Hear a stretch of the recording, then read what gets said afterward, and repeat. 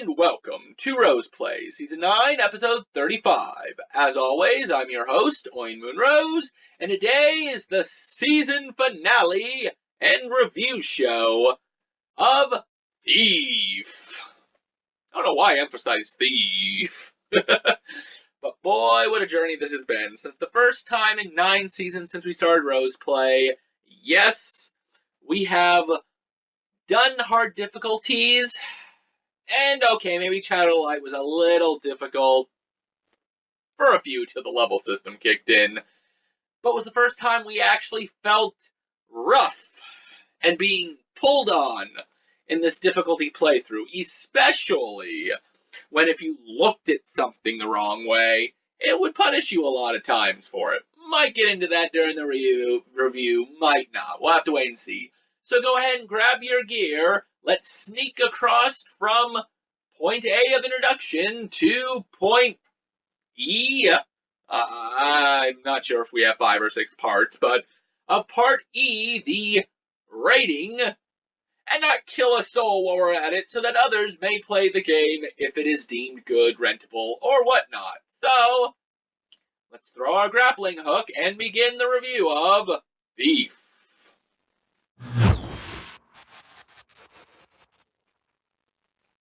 So let's begin with a little history of the game, the company, and everything around it. So, first of all, this is not the first game in the Thief series. This is actually the 4th game, with 3 others before it. The only difference with Thief 4 is that it's more of a reboot and kind of a rehash. I mean, it's not really a rehash of the first one because it does talk about the previous stuff, or at least gives hints and mentions at it. But this is a reboot for the Thief series. Now, it is considered in the stealth video game genre, with moderately difficult puzzles, depending or not if you have the focus vision, which, as we know in my playthrough, I had it turned off for the "what are you trying to prove?" God, sometimes I wish I had the focus. But the puzzles can somewhat be daunting, just not to the extreme amount as some puzzle games. Now, see, it is considered this, and even though you may complete the entire game, which we did actually, without ever killing anyone, you could also go and turn and slaughter and maim and destroy and hit people with a flapjack. It's not really a flapjack, it's a blackjack, but you could do that. And in that case, it turns into a first-person action that's similar of the Elder Scrolls, just less advanced and evolved. This was developed by Eidos Montreal. It was published by both Square Enix and, once again, Feral Interactive. They get themselves around, don't they? So, the story, and somewhat the plot, is that Garrett, the Master Thief, returns on a mission to discover the secret of the Primal, the plague that now spreads through the city. Not to be mistaken with the Primal, that's the gloom, is what the plague is. And what had happened to him and Aaron, all while doing what a Master Thief does best, steal from the rich to boot. So that's basically the plot. The story roughly is him and Aaron well, actually, it's just him to begin with, has a mission to acquire the stone. Aaron comes with him. While they were on it, they end up, how do I want to put this? They end up finding a ritual, disrupting it, and he wakes up, I think a year later. His body's been being transported from one way to another, which ends up leading into the plot of the story, which is, why is the gloom happening? What has happened to him during that year? And throughout it, he runs into the Thief Taker General, which whistles, I swear, the tune from Chrono Trigger for Bud's theme. Bud's the Frog's theme. Bud is what I used to call him because Budweiser. And really, I mean, you steal and you help figure out what's going on. And that's roughly the plot and the story. So, let's go into the presentation and the music.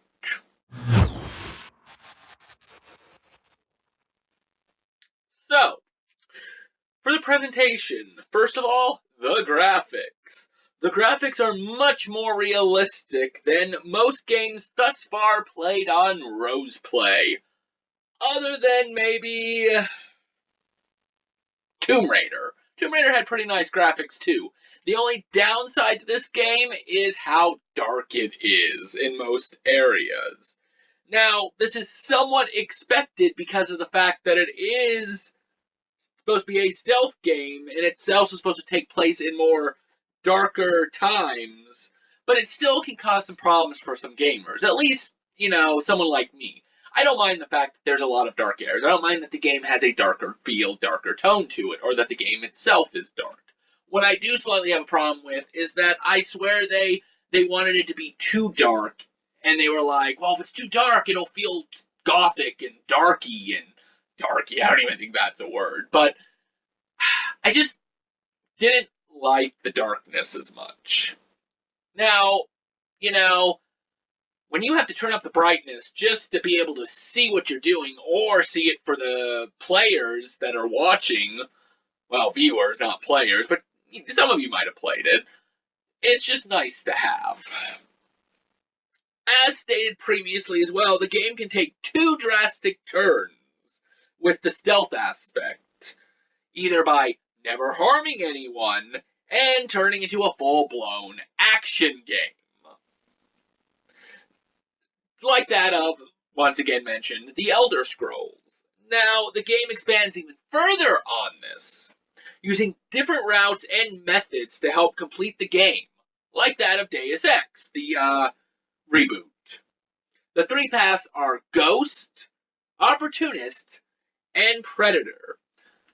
So, like, when you're playing through the levels, we took the stealth approach, or the ghost approach, somewhat, but we also took the opportunist one. If we could do something to distract them, we would. Well, we almost had to sometimes. But, okay, so we'll start with the first pass that gamers can take, and that is Ghost, which involves a playthrough of never being spotted, just like the name states. So, you don't touch anything, really. You don't press any levers or switches to distract them. You literally get from point A to point B without ever being heard, seen, or expected. Next is Opportunist, which is a playthrough involving using your environment and tools around you to complete the stage. So, like this would involve if there's a metal crate above us, which I think we did do in the playthrough, you shoot the little smoke thing, it falls, it distracts them, you run by. You can pull, we couldn't do it in the Let's Play because of the fact that we were playing on the hardest difficulty and handicapped. But the first playthrough that I did of Thief, you can actually go down to the boiler room when you're in the brothel, activate these smokes or something, which we tried, and it gamed over, but it puts everybody to sleep. That's an Opportunist. And then there's Predator, which, as it also sounds, running through a level, knocking out or killing all your opposition. So, bow and arrows, blackjacks, whatever you can use to be actiony, and you can defend and dodge, and, even stealth kill, like go up behind somebody, their neck. Whoops. That was late. But, either way, you can also use a variety of this, let's be Ghost in this one area still, but there's multiple ways to go through the game, and that does make it very pleasing. You can also gain experience, which, it is a Square Enix game, or at least Square Enix had some hand in it, and most games are going for a stealth type, or not stealth, experience now. They want to make it more role-playing, like, oh, you can gain different stuff and do different things as you grow. But, so you can gain experience and type of levels up to a certain extent to increase and improve becoming the true master thief that Garrett is. Other than that, the AI is interesting. Like, they are dumb. Like, when you're not playing like we did, and they show up out of nowhere, they're like, oh. But, you can easily hide from them, too, and they just, let it go. Like, if there's only one way into the room, and they spot you going in there, they don't check all the areas unless, you've really given them a reason to. But the AI's interesting, to say the least. The music was light. I mean, you know the music was there, and it does kind of play, but it kind of drowns its own self out, since it's trying to also go for the feel of being able to hear your environment around you, especially in a stealth game. That is nice, so I did approve of that. Music does work for the dark times and the levels, though. Nothing really memorable, since they didn't want it to be that memorable, other than wanting a musical experience, and the ending was kind of... I like the ending song that they did, so that one's kind of out there. And that's really what there is with the music. I'm not really much into the music unless it's something a grand stream like Final Fantasy type music, or a real hardcore tug at your heart type thing, or something like "Everything is Awesome," you know, some type of song like that. So, next up, we'll talk about the characters a little bit and the actors who played them.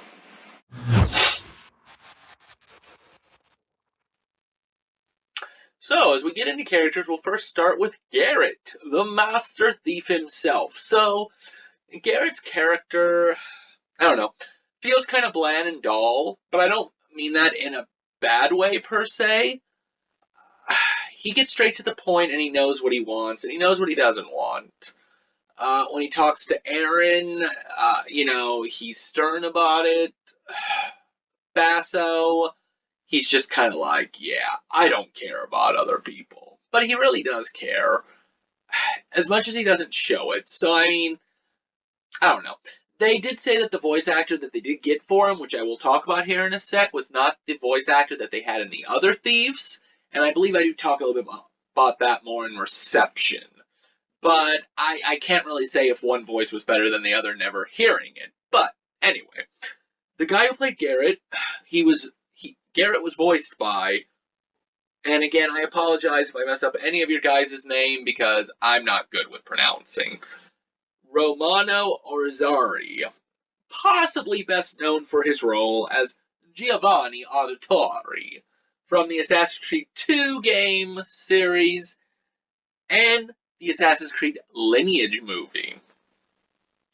Next was Erin. Erin was reckless. She was a reckless character.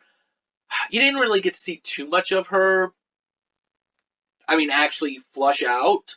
Like, you saw her at the beginning, she was brash, and she had some kind of relationship with him, which looked like mentoree, but it also seemed like she could have loved him.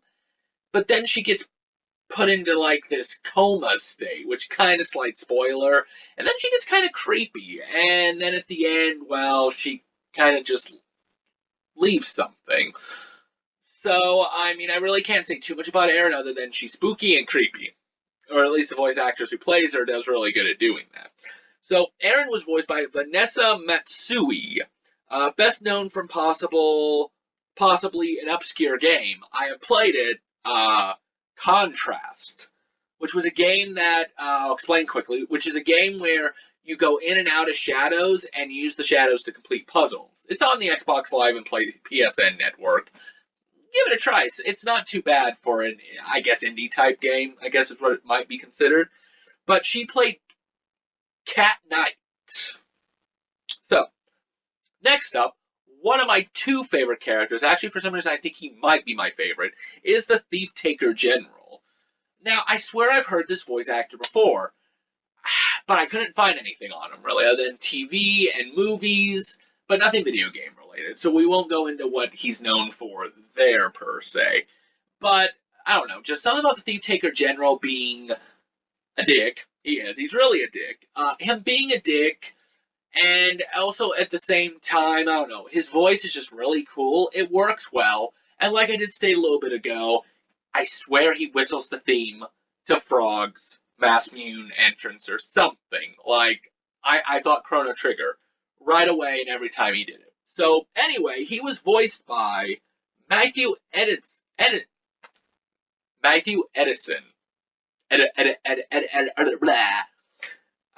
Now, he is the great-great-grandnephew of Thomas Edison. So really his fame is one of the US presidents, which was actually really surprising. I did not see that one coming. Next up, my other favorite character and voice actor was Basso. Basso was kind of the guy who gave you most of the missions, led you into going into them, and at one point you do save him, and he does have a bird, Guinevere. Spoiler again, she dies. It's really sad. But, I don't know, just something about Basso, the way the guy voices him, and the Thief Taker General, just their characters are more memorable than most of the rest of the cast.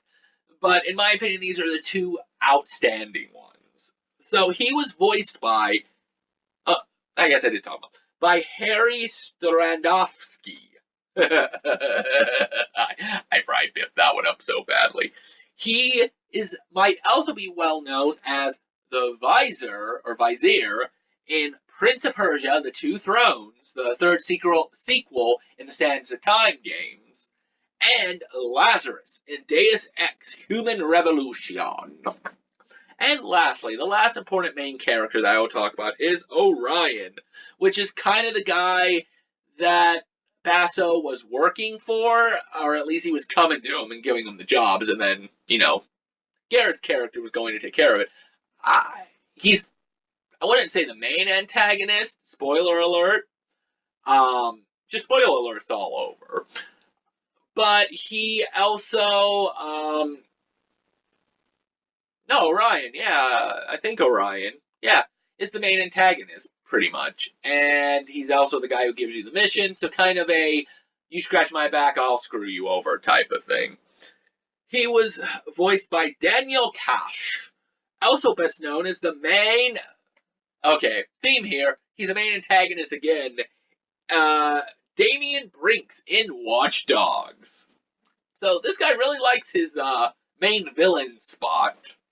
But Orion was okay as a villain. I mean, I've seen better villains, but really, he just kind of progressed the story along. So, let's go ahead and get into the reception of the game.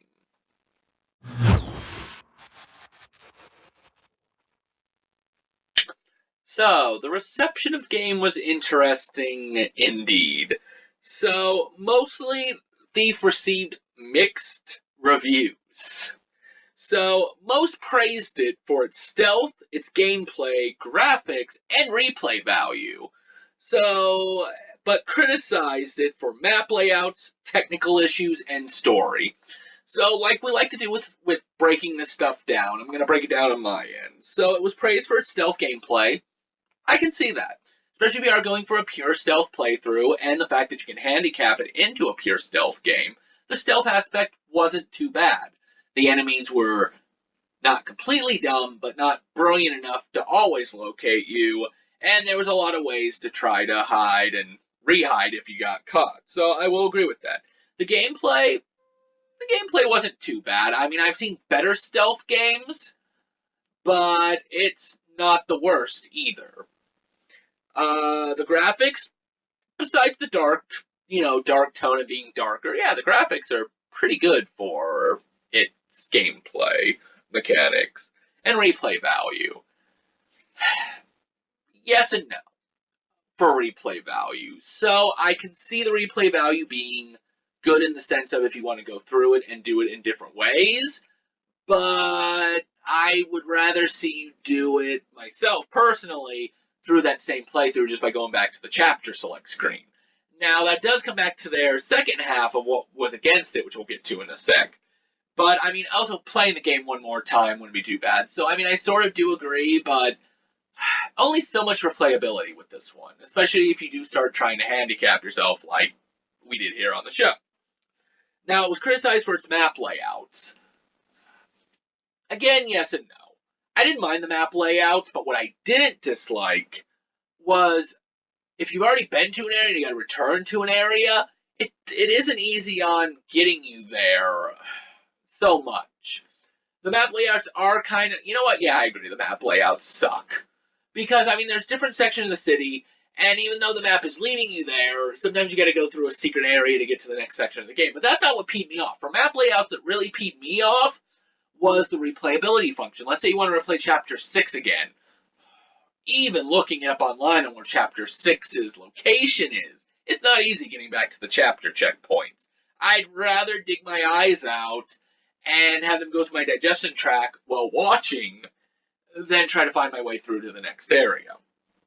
The technical issues, which honestly I guess I didn't see too much. I mean, there was a few points where they would say something that didn't make sense when I did it, or a few things that happened, but I really don't agree with the technical. And the story. Okay, yes. I will agree that the story was a bit lacking, and the game could have had a better story. The story was a weak point. So, I mean, I do sort of agree with that. The story was okay, but it seemed bland and dull as well, and it feels like they were focusing too much on the stealth gameplay, one of the positives, so they were lacking on the story. Alright, so, one reviewer stated that some might be able to look past Thief's shortcomings to focus on its moments of brilliance. However, longtime Thief fans, hoping for a grand return to the world and Garrett, might be disappointed. Personal story about gamers that I knew who played previous entries. So that was just a cue for me to remember about that. So I do have a personal story about a gamer that I know that did play the previous Thief series. Now, I will agree with what the guy said, and mostly just because a longtime Thief fan who played 1, 2, and 3, he completely disliked it. When I would talk to him, he said it's nothing like the original Thief, the gameplay mechanics are junk, and he really didn't like it. Like, he would rant about it for a while. So, I mean, I do completely agree with the story here on this. Another critic stated that he was disappointed with it, and criticized the replacement of the voice actor for Garrett. He felt that Romano felt flat. Now, again, I don't have a comparison to the previous voice actor in Thief, but I can say that, yeah, I do agree that he did felt a little flat, but again, not in the worst of ways, but I can see why people would dislike him from probably the previous voice actor. I would assume the previous voice actor was pretty good. I should have looked this up a little bit for that one. Okay, the last reviewer that I found gave it a glowing review, stating, well, the game does have faults, particularly falling apart when Garrett gets spotted. Alright, sure. Thief excels in the shadows as a pure stealth title, becoming increasingly enjoyable as your skills improve. So, yeah, I'm not going to say that the game can't be a little fun, you know, beating everybody and killing anybody, but if you just go around actioning it the whole way, the game is honestly going to be a little dull. It's going to be a little shortcoming itself. So yeah, I think the game really does shine in its stealth gameplay in the way that you can either ghost it or opportunist it. So, I mean, there's a nice little method of the Thief, you know, stealth play. Alright, so, as we near the end, let's delve into my final thoughts about Thief in general, and then a few ratings from reviewers and what I would give Thief as a rating.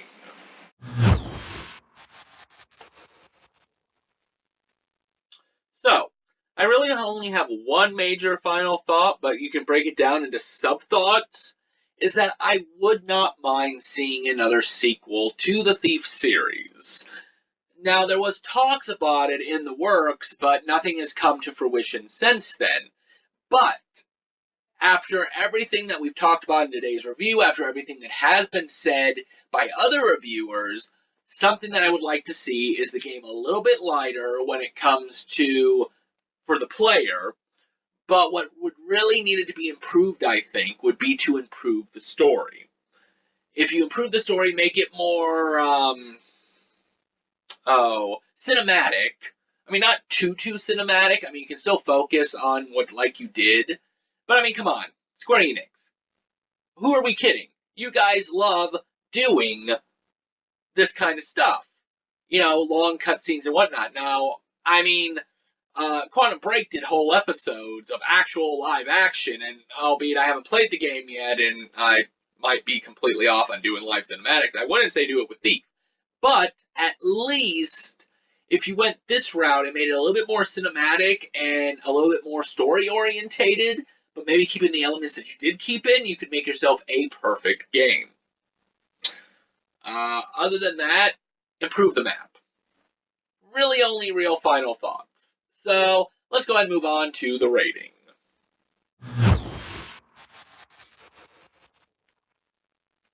So as mentioned earlier in this, I did state with the reception that the reviews were mixed, and that it was kind of a split deal. Either people really liked it or really didn't like it. I should have probably went the other way, but hey, now we got an X. So these three ratings come from three sites. I won't say who the reviewers are. You can look up the reviewers yourself. That way you get a broader range, like I always tell you. But the first rating was a 6.5 out of 10. The second was a 6.8 out of 10. And the last one was a 9 out of 10. Now, what I can tell you is the 9 out of 10 was from the people who thought it was brilliant and, it shined above the rest that we talked about back in the reception. Now, this is where it gets hard for me. Normally, I'm one of those people who are always more at the upper side of the spectrum. I really like things more than most people. And so I seem to like everything, or at least, I give ratings that are good. But I'm going to be one of those people this time that gives it a low rating. I mean, not a super low rating. The game's still fun. There's still fun to be had at it. It's just there was many flaws.